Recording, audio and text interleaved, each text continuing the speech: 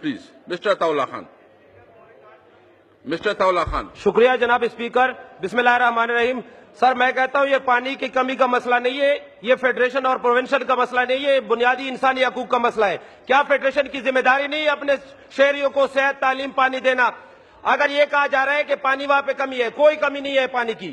پانی وہاں پہ بیچا جا رہا ہے اور اس میں سندھ گورنمنٹ ملوث ہے, ان کے وزراء ملوث ہے اور ہمیں دھمکیاں دی جا رہی ہے. کل ہمارے ایک ایم پی اے کو بیچ سڑک میں روکا گیا اور اس کو کہا گیا کہ اگر آپ نے پانی کا نام لیا تو آپ کا نام و نشان نہیں ہوگا. تو یہ 10 سال سے حکومت کر رہے ہیں, کیا کربلا بنایا ہوا ہے کراچی کو؟